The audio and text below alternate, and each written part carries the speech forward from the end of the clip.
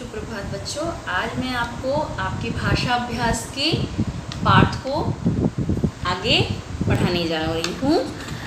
अब तक मैंने आप लोगों को पिछले अध्याय में मैंने ये सब आपको करवा दिया था। अब हम एक नए चीज़ को पढ़ेंगे।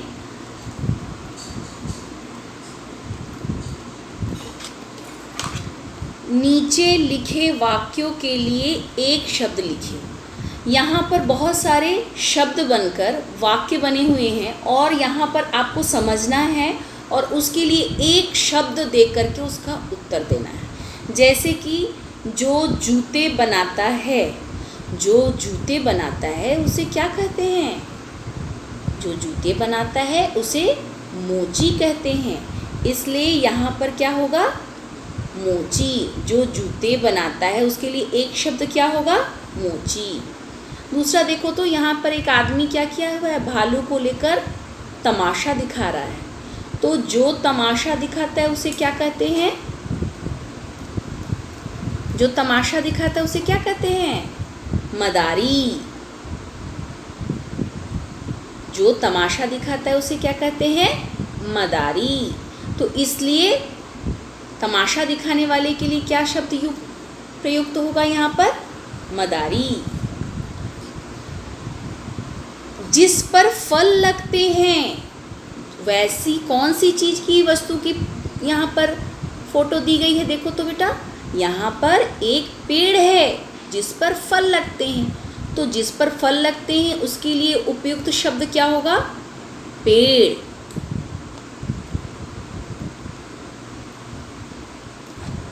यहाँ पर एक बाजा दिया हुआ है जिसमें एक तार है। तो एक तार के बाजे को क्या कहते हैं? एक तारा। एक तार का बाजा के लिए एक शब्द क्या है? एक तारा। यहाँ पर इस चित्र में देखो तो एक आदमी जो है वो कपड़े धो रहा है। तो जो कपड़े धोता है उसे हम क्या कहते हैं? उसके लिए एक शब्द क्या उपयुक्त होता है? धोबी। जो कपड़े धोता है उसे क्या कहते हैं? धोबी। बाबा रे, यहाँ पर किसका पिक्चर है? देखो तो कौन है यहाँ पर? बड़ा सा अपना मुकुट लगाए हुए सुंदर सा पिक्चर है। देखो तो चित्र किसका है? वन का राजा। आपको पता है कौन है वन का राजा? शेर। वन का राजा किसे कहते हैं? शेर को। तो यहाँ पर कौन सा शब्द उपयुक्त होगा? वन का राजा शेर।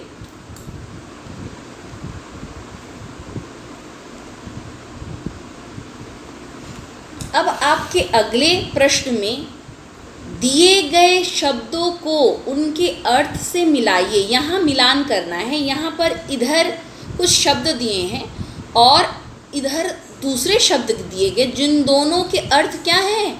एक जैसे हैं। जैसे बेटा, आपका स्कूल का नाम अगर एक नाम होता है और घर में आपको प्यार से दूसरे नाम से बुलाया जाता है, आपके दो नाम होते हैं ना, वैसे ही यहाँ पर एक शब्द है जिसका एक और नाम है, मतलब उसका अर्थ है। तो आपके जैसे दो नाम होते हैं ऐसे ही इसके भी एक दूसरे नाम हैं जिससे हम लोगों को क्या करना है? मिलाना है। जैसे कि इधर क्या दिया हुआ है? पहला शब्द नाव। नाव को हम दूसरा और किस नाम से जानते हैं? पानी? नहीं। दिया? नहीं। बगीचा? नहीं। आसमान? नहीं। बरसात? नहीं भाई। नौका? नाव को हम और किस नाम से जानते हैं? नौका। नाव का दूसरा नाम क्या है? नौका। अब हम दूसरा शब्द क्या है? उपवन। उपवन मतलब क्या होता है? बगीचा, वाटिका, उद्यान। तो यहाँ से खोजिए तो कहाँ यहाँ पर दिया हुआ है क्या ऐसा कोई शब्द? हाँ भाई, यहाँ दिया हुआ है। उपवन का अर्थ क्या होता है? बगीचा। आप लोग बगीचे में जाते हो ना खेलने के लिए, तो उपवन का अर्थ क्या होता है? बगीचा। अगला शब्द है आकाश। आकाश। आकाश में बहुत सारी चीज़ें आपको दिखती है ना, चांद, सूरज, तारे। तो आकाश का दूसरा नाम क्या है? आकाश का दूसरा नाम है नभ, आसमान। देखिए तो यहाँ पर क्या वैसा नाम है? हाँ, यहाँ है आसमान। तो आकाश का दूसरा नाम क्या है? आसमान। अगला शब्द क्या है? जल। जल को किस नाम से जानते हो? पानी। तो यहाँ पर देखो तो पहला ही शब्द क्या है? पानी। तो हम जल को किससे मिलाएंगे? पानी। फिर अगला शब्द है दीपक। दीपक आप जलाते हो? दिया। दीपक को क्या बोला जाता है? दिया। दिवाली के दिन हम दिया जलाते हैं ना, तो दीपक को हम किससे मिलाएंगे? दिया से। लेकिन यहाँ पर देखो बेटा, यहाँ पर जो ह्रस्व ई है वो नहीं होगा, वो बड़ी ई में मतलब दीर्घ ई में बदल जाएगा। यहाँ पर आप लोग सही कर लोगे। दिया कैसे लिखेंगे? द पे दीर्घ ई की मात्रा और य पे आ, दिया। दिया मतलब दीपक। लेकिन यहाँ जो दिया दिया हुआ है इसका मतलब देना। किसी को जब आप कोई चीज़ देते हो तो इसका अर्थ होता है दिया। लेकिन यहाँ पर आप शब्द को सही कर लोगे। इसके बाद अगला और आखिरी शब्द क्या दिया हुआ है? बारिश। क्या दिया हुआ है? बारिश। बारिश में आपको खेलना पसंद है ना, तो बारिश में आपको पता है बारिश को दूसरे नाम से क्या जानते हैं? बारिश को बरसात बोलते हैं। बारिश को दूसरे नाम से क्या जानते हैं? बरसात। मतलब इसको हम बरसात से मिलाएंगे। अब हमारा अगला प्रश्न क्या है? चलो देखते हैं। नीचे दिए गए डिब्बे में से वाक्य बनाकर लिखिए। नीचे में बहुत सारे इधर उधर किए हुए हैं, आपको मिलाना है और इनको मिला करके इससे इसको मिलाना है और मिलाकर वाक्य तैयार करने हैं। जैसे कि पहले डिब्बे में क्या दिया हुआ है? पहला, शैतान लड़के की। अच्छा बाबा, शैतान लड़के हैं तो शैतान लड़के की क्या होती है? खूब पिटाई हुई। शैतान लड़के की खूब पिटाई होती है। तो ये शब्दों को, समूह को हम कहाँ मिलाएंगे? शैतान लड़के की खूब पिटाई हुई। राजू ताली बजा रहा है। राजू ताली बजा रहा है। दूसरा वाक्य क्या तैयार हो रहा है? राजू ताली बजा रहा है। पहला जो वाक्य तैयार हुआ है उसको आपको यहाँ लिखना है, शैतान लड़के की खूब पिटाई हुई। दूसरे जो वाक्य को आपको यहाँ लिखना है, राजू ताली बजा रहा है। तीसरा वाक्य क्या तैयार हुआ? कछुआ धीरे धीरे चलता रहा। आप जानते हो ना कि कछुआ धीरे धीरे चलता है, तो यहाँ क्या हो जाएगा? कछुआ धीरे धीरे चलता रहा। मोटा जोकर। मोटा जोकर किस पर आया? घोड़े पर आया। मोटा जोकर घोड़े पर आया। अब आखिरी, आज मौसम गरम है। आज मौसम गरम है। और आपको इन वाक्यों को मिलान करने के बाद इन जगहों पर लिखना है। जैसे कि पहला क्या है? शैतान लड़के की खूब पिटाई हुई। दूसरा क्या होगा? राजू ताली बजा रहा है। तीसरा वाक्य क्या होगा? कछुआ धीरे धीरे चलता रहा। मोटा जोकर, मोटा जोकर, मोटा जोकर घोड़े पर आया। आज मौसम गर्म है। इनको आपको यहाँ लिखना है। आपके लिए यह जगह बनी हुई है।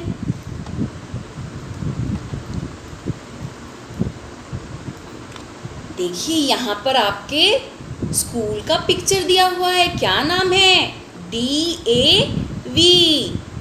आपको अब कुछ विस्तार से अपने बारे में बताना है। इस फोटो को देखिए और कुछ प्रश्न पूछे गए हैं जिसका उत्तर आपको खाली जगह में लिखना है।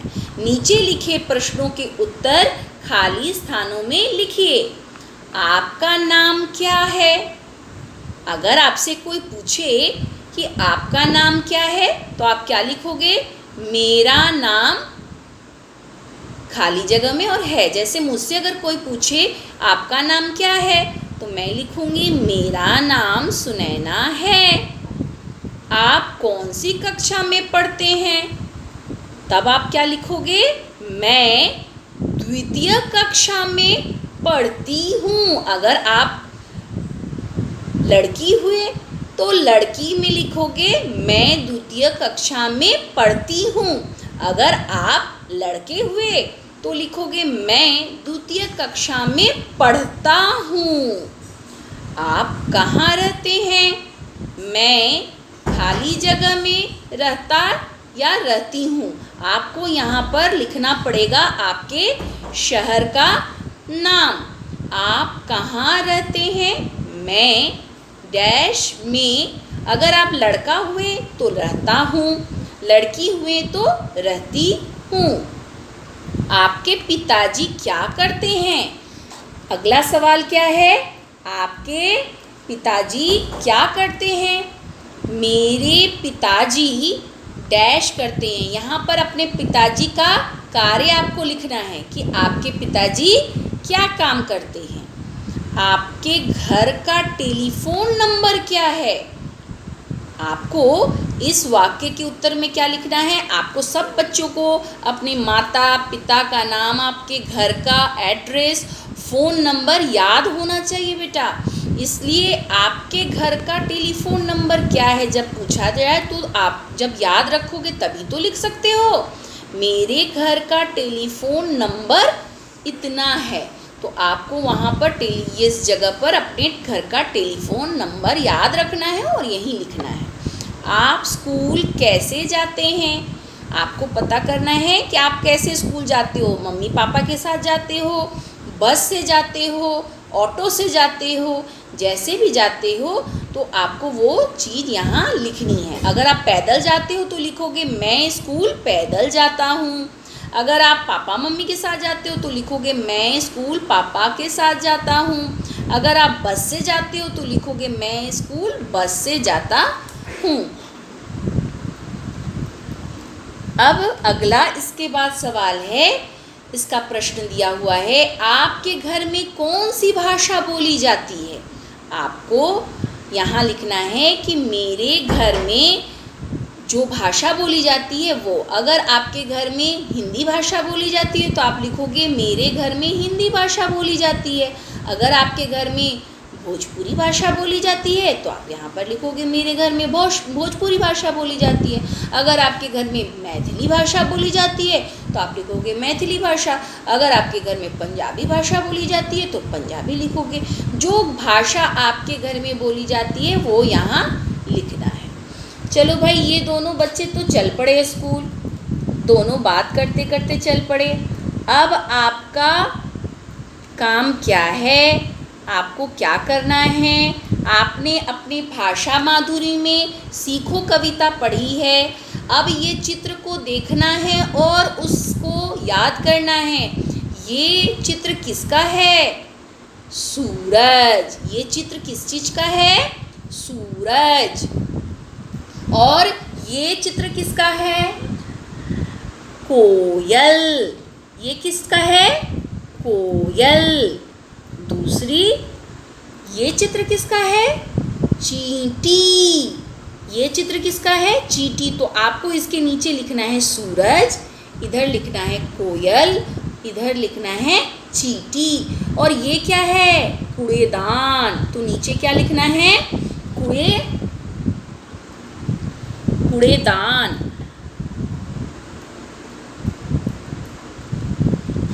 पाठ सीखो के आधार पर सही शब्द चुनकर खाली जगह में लिखिए।